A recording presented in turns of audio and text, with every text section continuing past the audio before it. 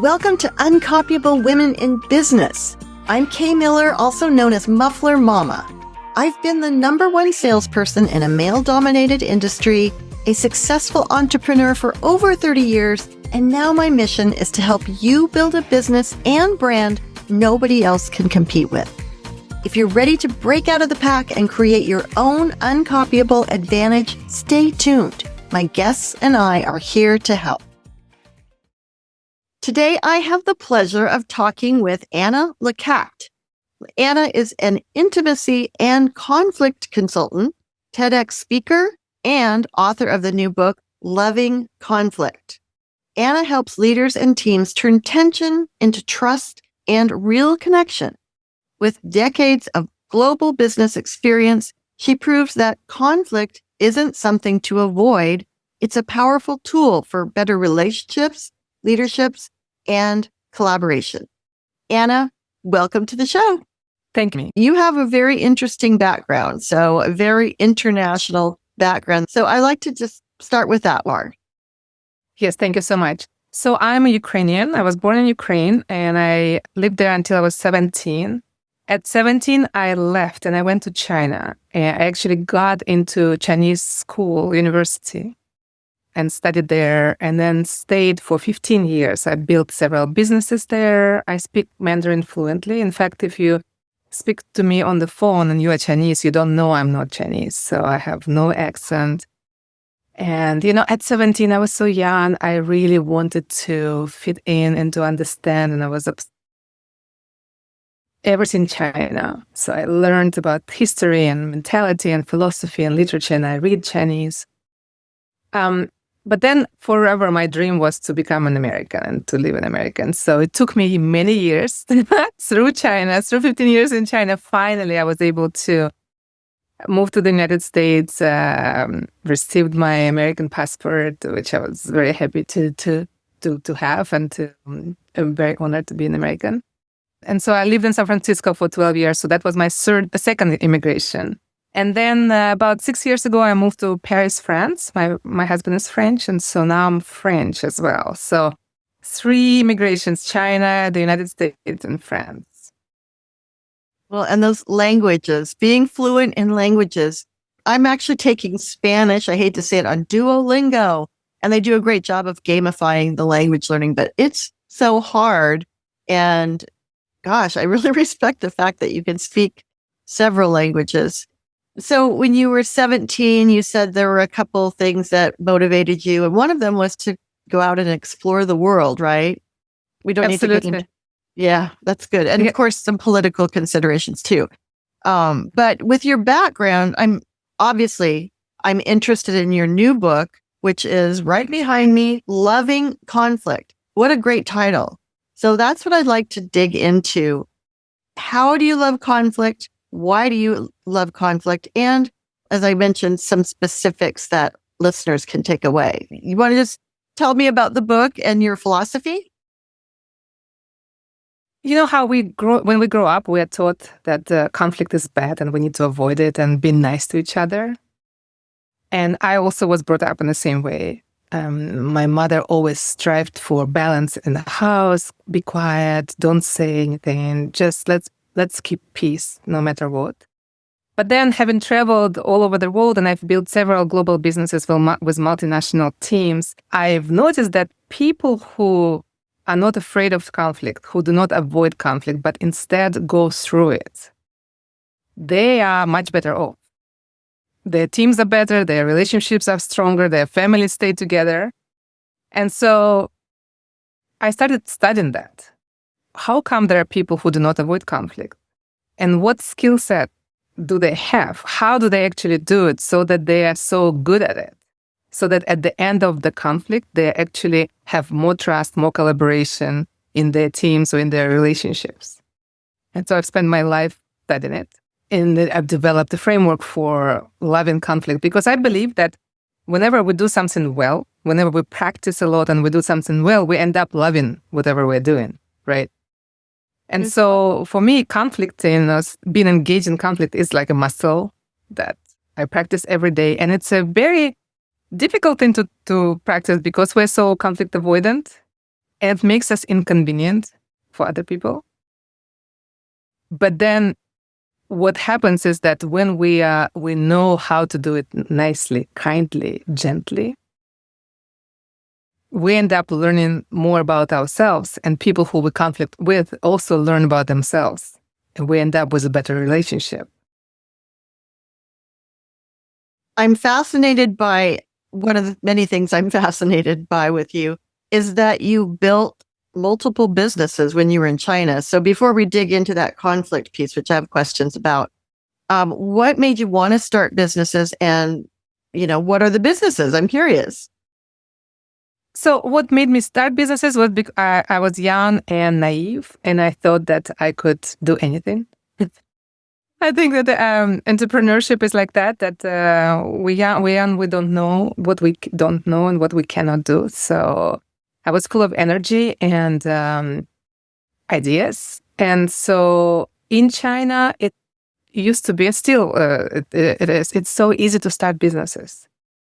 Chinese people are so entrepreneurial, so having a team of people who are all starters and willing to work hard and create new things, it's a wonderful thing. So it wasn't just me. I found an amazing business partner in China who taught me how to do business there. And so it was just, I can do whatever I want. I can build things. And then slowly I started learning that I have limitations. And so now I'm 50. And I realized that it's harder and harder to start new things because I understand how much I don't know and how much I'm dependent on other people and how much I need a very strong team to accomplish anything.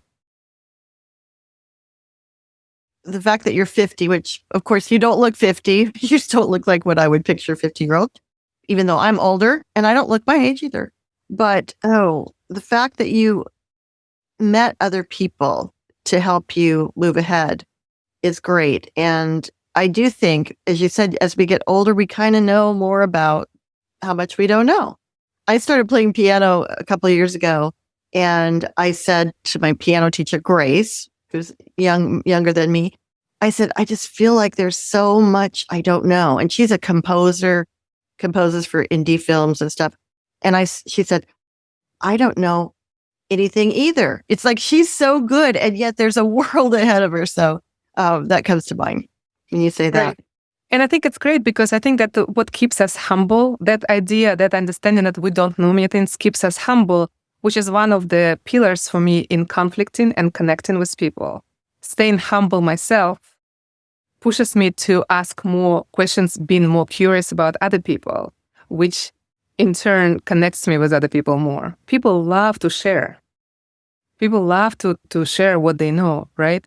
And so I am always the one who asks questions. I am that person on the plane that if you are flying next to me, at the end of our flight, depending on the time that we spend together, I know everything about you. And you end up telling me, I don't understand. I've told you more than like my husband or my mother knows about me. I don't understand what just happened. But for me, it's like reading books.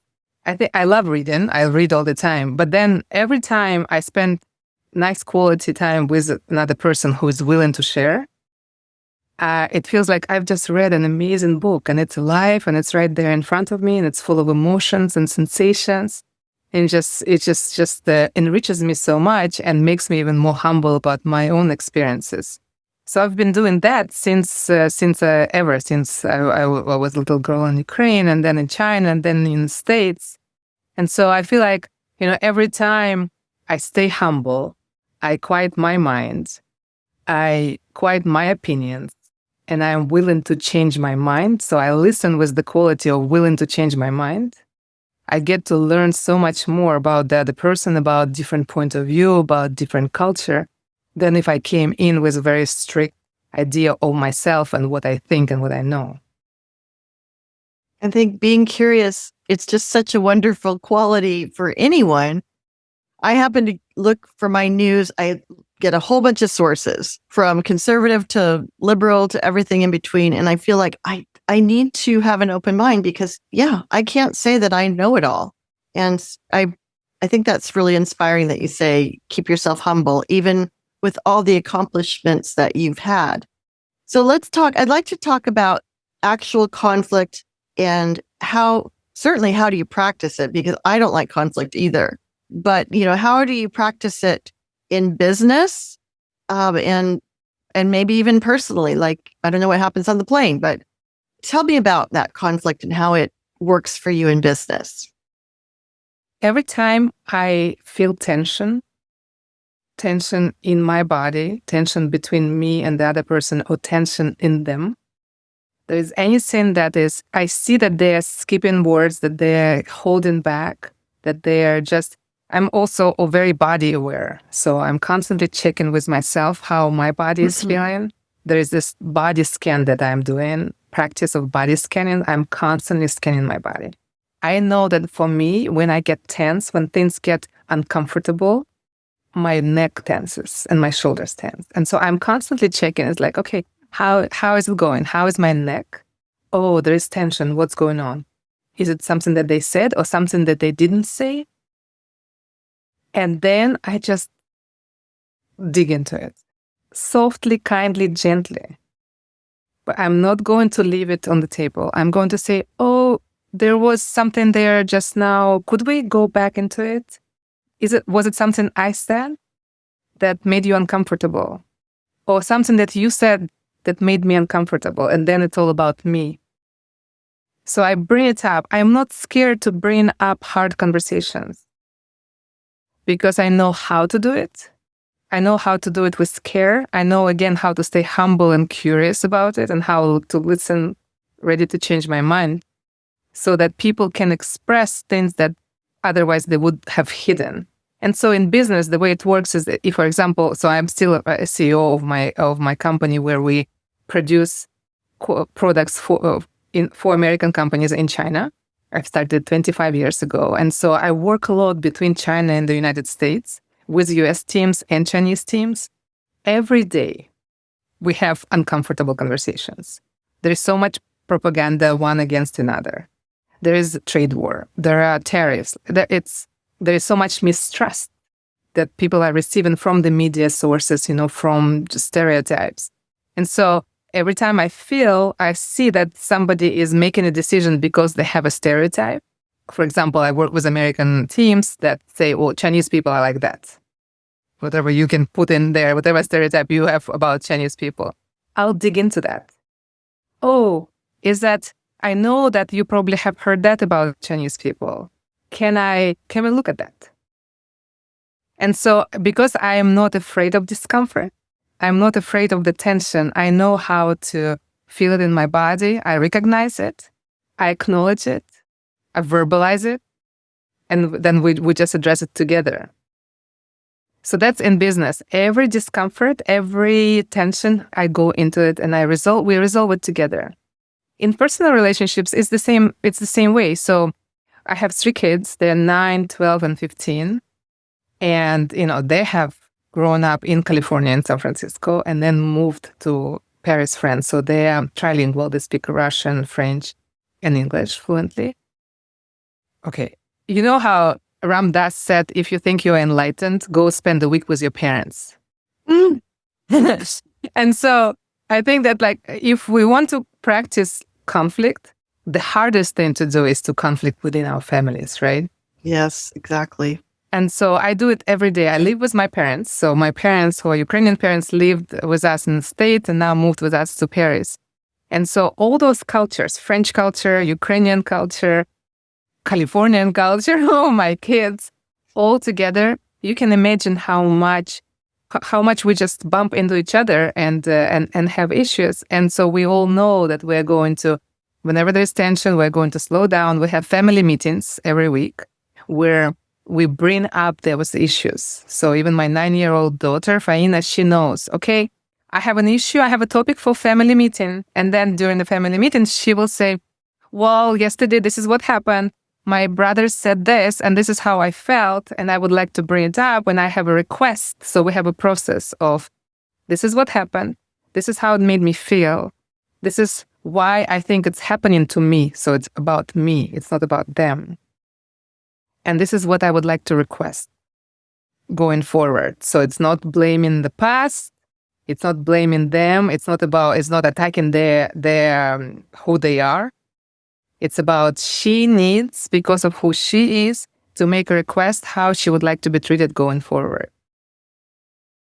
That's really powerful. This is turning into parenting advice too, which I love. And your kids, what an advantage to have that kind of background. It'll be interesting to see what they choose to do. But yes, so that is a great example of how bringing conflict up improves the situation, the understanding, everyone's on the same page, and a solution, the saying, don't bring me a problem without a solution. So that's really great. And opening my mind a little bit here. Now in business, you mentioned like maybe stereotypes for different races, or not races, countries, whatever.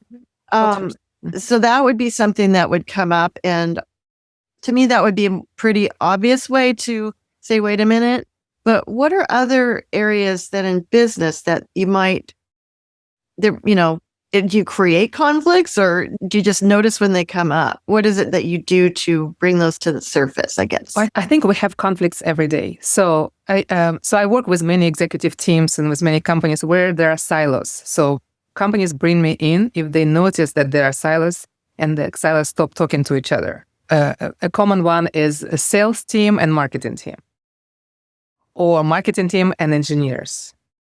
Different language, different cultures, different way of being, different behavior. When they talk to each other directly, it's like they speak a different language. And so I come in and I translate them to each other.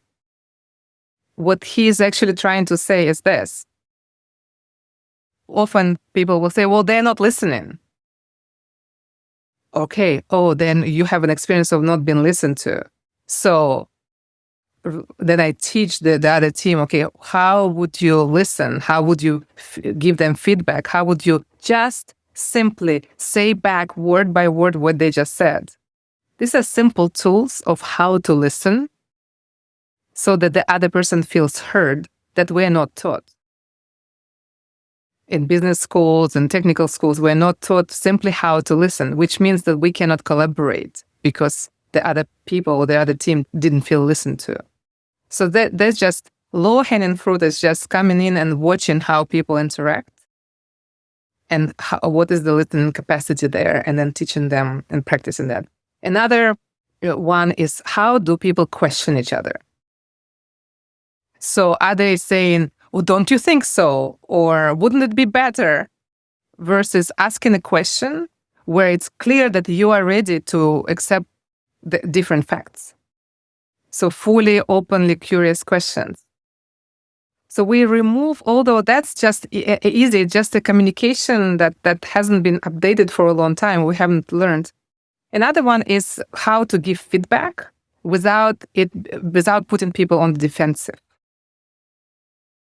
Feedback is great. It's very important. I'm all about. That's why I say I love conflict. I do not like. Sometimes I come into organizations and they are very polite to each other. It's all soft and beautiful and polite, and I'm like, oh, what's under the? Yeah, right. Exactly. What is it? Yes, and then they have meetings after meetings, right? People come out of a main meeting and then they are discussing it anyway. But we don't record it. We don't know what happened. We don't have feedback from those meeting after meeting. And so I facilitate, I say, no, we are going to bring everything in here. We're going to be gentle on each other.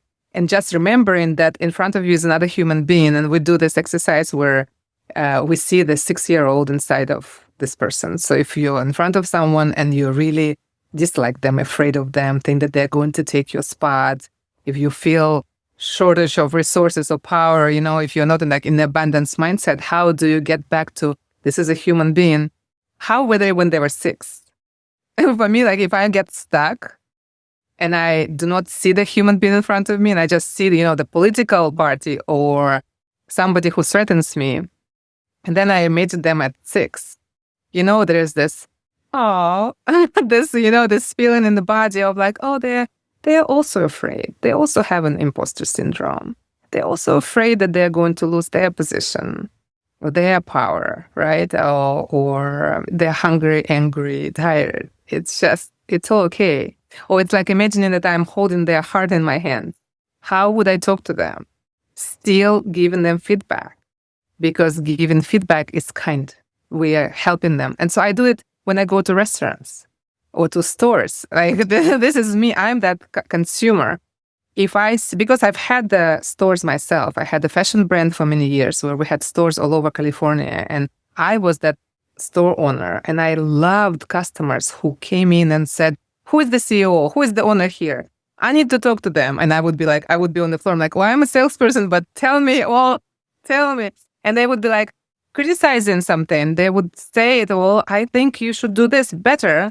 And I was so grateful because they were giving me a gift of how to serve them better, right?